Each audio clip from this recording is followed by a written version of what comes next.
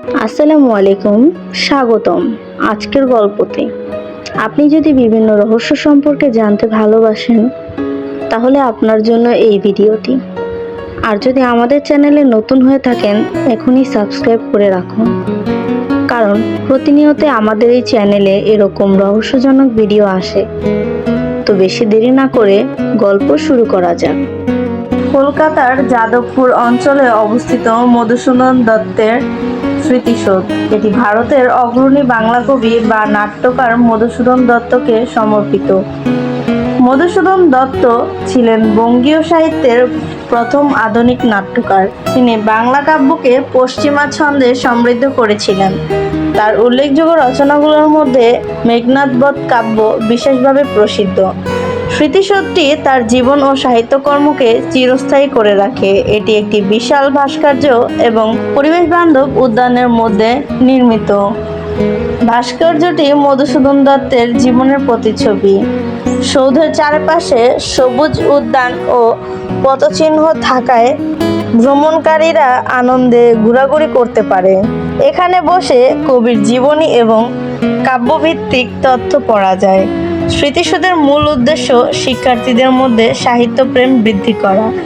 এছাড়া এটি পর্যটকদের জন্য একটি আকর্ষণীয় স্থান। সৌধটি 1990-এর দশকে প্রতিষ্ঠিত হয়।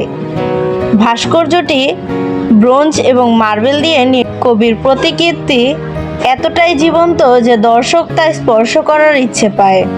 এখানে প্রায় সাহিত্য ও সাংস্কৃতিক অনুষ্ঠান অনুষ্ঠিত হয়।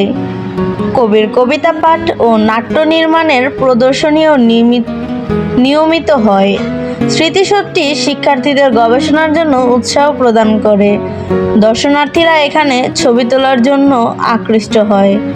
সৌধটি কলকাতার সাংস্কৃতিক ইতিহাসে একটি গুরুত্বপূর্ণ অংশ। এটি বাংলার শিক্ষাধারাকে সমৃদ্ধ করেছে। স্মৃতিসৌধের পথচারী সকলকে সাহিত্য চর্চার প্রতি উদ্দীপিত করে। ভাস্কর্যের নকশায় কবির চিন্তাভাবনা ফুটে ওঠে। এখানে একটি লাইব্রেরি ও তথ্যকক্ষ রয়েছে। ভ্রমণকারীরা কবির রচনাগুলো পড়ার সুযোগ পান। এটি একটি শিক্ষামূলক পর্যটন কেন্দ্র। স্মৃতিসৌধের চারপাশে বেঞ্চ ও বিশ্রামস্থল রয়েছে। প্রতিটি ভাস্কর্য এবং পাথর খোদাইতে কবির জীবনের অধ্যায় তুলে ধরা হয়েছে। এটি বাংলা সাহিত্যের গৌরবের প্রতীক। স্মৃতিসৌধটি সব বয়সের মানুষের জন্য উপযোগী। কবির সাহিত্যিক অবদানকে স্বীকৃতি জানাতে এটি গুরুত্বপূর্ণ।